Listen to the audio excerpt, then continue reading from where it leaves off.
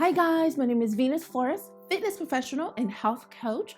Welcome to Wellness Diary channel.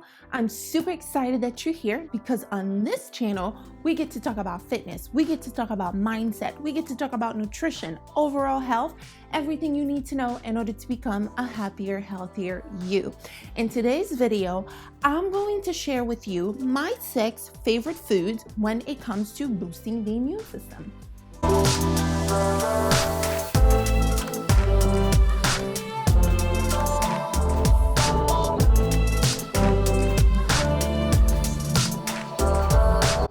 All right, guys, so let's talk about the immune system, right? Boosting the immune system, it is vital because it protects us against foreign pathogen and disease-causing cells in the body, right? So the immune system consists of different organs, cells, and protein, right? So when the immune system is at his 100, right, 100%, it goes unnoticed, right? But if the immune system fail to protect us against a specific pathogen or a disease-causing cell, right? So now you get sick, right? So again, that's when it's weak, right? So that's why it is very, very important to boost our immune system so that our immune system stays at 100 24/7, especially with everything that's going on in the world. Boosting your immune system right now, today, is vital, okay? So with that said, let's go into my 6 foods. All right, guys, so the first food that I'm going to talk to you today, I'm going to talk about, right, is ginger. I mean, I absolutely love ginger, okay? So ginger is a strong anti-inflammatory, which can help prevent chronic diseases. Also have antibacterial, which will fight against some bacteria in the body. Also, it can be used as an antiemetic, which means against vomiting, right? So if you're someone who might have a little morning sickness or whatever it is and you feel like you're throwing up, so taking in a little bit of ginger can be very beneficial, right? So how do you take in ginger? For me, I keep it very simple. I love ginger tea.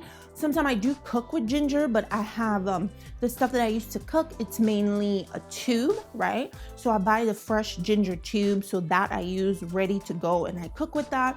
But when it comes to my tea, I just buy the ginger roots and then I just cut it, put it in some water, boil it, and sometimes I might even put a little bit of lemon zest or lime zest. Just put that in there and let it boil, and voila. So I drink that with a little bit of honey, and let me tell you, absolutely love it for bed. Relax me, ready for bed, right?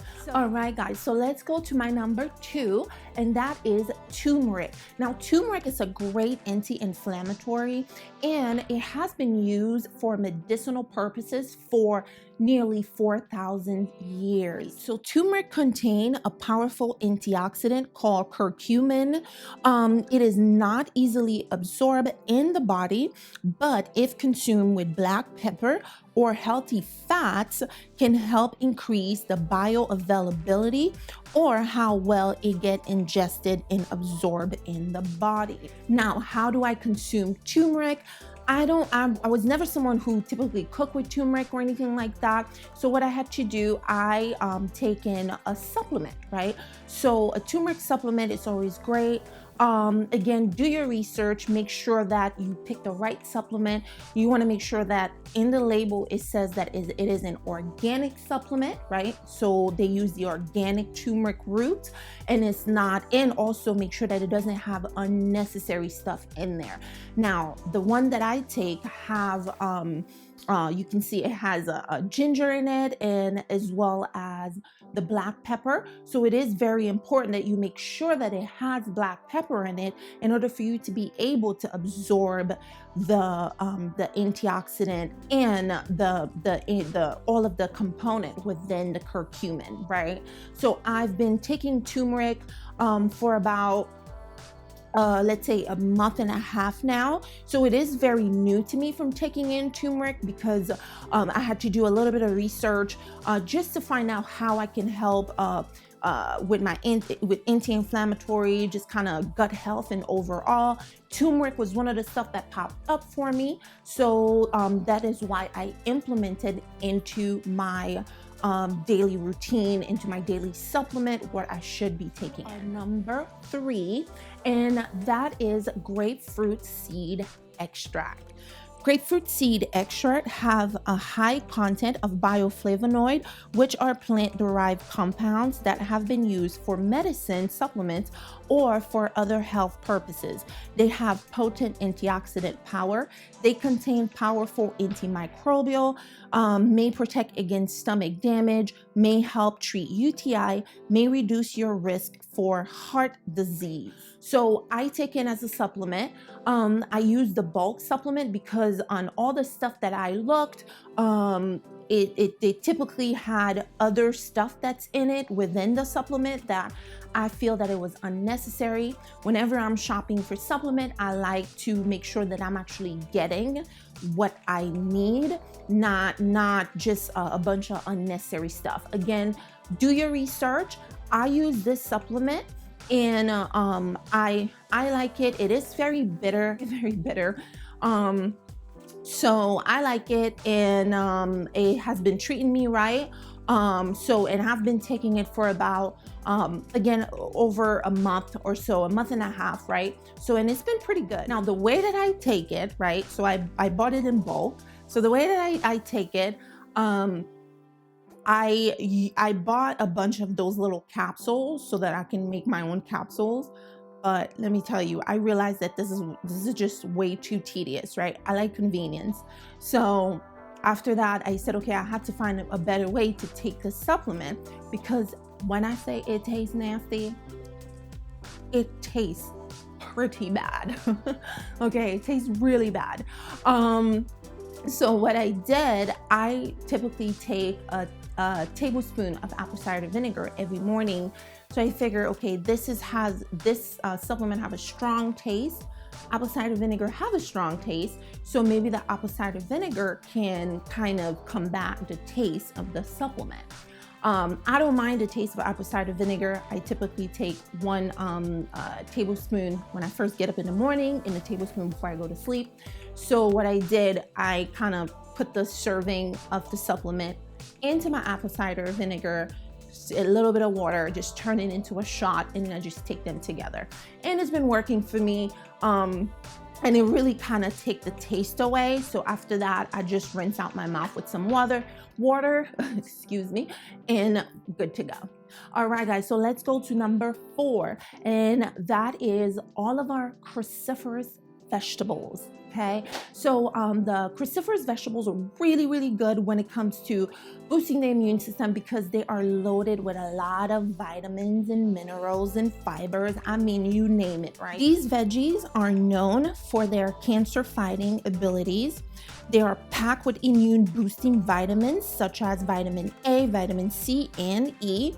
They can potentially prevent DNA damage and therefore protect against certain type of cancer. All right, so when it comes to some of my favorite out of all of them, cruciferous vegetables is typically broccoli. Love me some broccoli. Some kale. I usually do, let's say, a kale salad.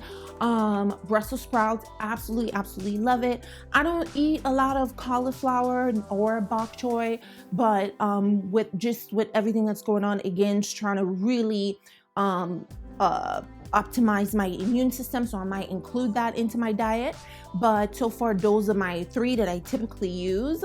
And the way that I eat them, I cook them. If it's the kale salad, I don't necessarily cook. I don't need to cook that. I usually can buy the pre-made, let's say the one that I already cooked in a package, simple. Just put it in a bowl, mix it up with some olive oil and balsamic vinaigrette, voila. Or sometimes just apple cider vinegar and some olive oil, right? And I eat it that way. But when it comes to broccoli, I have to eat them cooked because, again, with some of the because of my gut, I do have an issue where I suffer a lot of bloating, right? So which is why I started really looking into different stuff to help my gut, change some of my gut bacteria for the better, I would say. And so I realized that one of the stuff was the enzyme within some of these cruciferous vegetables that is hard on my stomach, that I can't necessarily digest them, right? So they're hard to digest, so it creates that bloat, right? So we all have a little bit of sensitivity to them, right? Because that is a defense mechanism in those vegetables when you ingest them, that gives you that little bit of bloatness, right? Some people, they can go along with it and don't necessarily feel it. Me, I'm a little bit more sensitive to it, so therefore I do feel it a lot more. So the alternative for me is really not to eat those vegetables raw, and to actually cook them a little bit to make it easier on my digestive tract, right? So another thing, if you're someone who have that same issue with the bloating and stuff, it's probably best in those cruciferous vegetables that are really, really high on fiber and all, to kind of pair it properly with the right other side ingredients, right? So which means if you take in, let's say, brown rice and the vegetables and a heavy protein like beef or so, that's going to be too hard on your digestive tract, especially if you're someone who's very sensitive to that, like me. So therefore, if I'm eating those vegetables, I typically, if I'm eating it in a specific meals, I typically opt for a more easier to digest protein. So in that case, it can be fish, right? So fish is a little bit easier to digest. So then if you eat, let's say, beef, or if you eat chicken, so it is a little bit harder on the stomach. And another thing that I realized too, after doing some of the tests that I did to really understand my gut, I got results where I'm actually a little bit sensitive to egg white. So just knowing that when I used to make my eggs in the morning, and then I'll put, load it with spinach and broccoli, and then just to have that little crunch to it, and come to find out, if I'm putting in my body a lot of stuff that I am have a little bit of reaction to, which is egg white. So I have a little bit of a little allergic reaction to egg white. So eating that with the broccoli, and so that's just kind of like a recipe for disaster in my gut. So I really had to figure these things out, knowing my body. So that's why when it comes to implementing a lot of these heavy vegetables, you want to make sure that you're pairing them with the right stuff, that you're not loading your body with a bunch of heavy, hard to digest at once, because it is going to make your stomach have to work a lot harder, and therefore you might have a lot more bloating than normal. All right, guys, so let's go to number 5. Now that is another one of my favorite, and that is garlic. Several medicinal properties are associated with garlic, such as anticoagulant, antioxidant, and antibacterial properties. Now, it is easier to have the whole garlic instead of the powder version, right? The way that I take in my garlic is by minced garlic. So I just buy the fresh, actually minced garlic, not the one that comes dry, because I do believe they have the little bottles that comes dry. I buy the minced garlic produce section. So I go to Sprouts. I typically shop at Sprouts. I buy their jug of minced garlic. It still have the water, the juice, everything in it. So from there, it becomes very, very easy. It still smells very fresh to just cook. Throw it in my vegetables. If I'm baking, let's say, some asparagus, I just put it in there, put a little bit of minced garlic, some salt, some pepper, a little bit of olive oil, and put it under the oven, and we are golden. So still have a lot of flavor in it. That's what I opt for. If you're someone who likes to maybe chop your cloves, of course, it's always a great option too. It's even more fresh. But it's best to use that, I would say, the clove, if you have the time to chop them up. I like conveniency. I go for the fresh minced garlic. Conveniency, that's a plus. And then if you're someone who use the powder, I would say maybe once in a while try to implement some minced garlic or the whole garlic into your routine, because that's typically the best, because you're gonna get something fresh and still have all of the mineral and the vitamins that you're looking for. All right, guys, so let's go to our final food for today, which is number 6, and that is peppers, especially red peppers. Now, peppers have the most vitamin C of any fruit and vegetables. They are a rich source of beta carotene, which have an antioxidant effect and are essential cell protection for free radical damage. All right, so I do love my peppers, and I do try to implement them into my meals as often as possible. I do admit that I don't eat as much peppers as I should. I typically opt for the green and the red peppers, right? So I don't necessarily venture out into the yellow, orange. So maybe I am gonna try to implement a little bit more of that into my diet, but I typically opt for the green and the red. And the red is actually very, very beneficial. It has higher vitamin C than all the other ones, right? And again, peppers are great, it can be great snacks, so you can just chop them up and eat them like this. If you have a little bit of a dip or some hummus, it's always great to just dip some peppers, you eat it right there. Very simple, can be quick snack to help boosting your immune system and staying healthy. All right, guys, that was all for me today. Thank you so much for tuning in.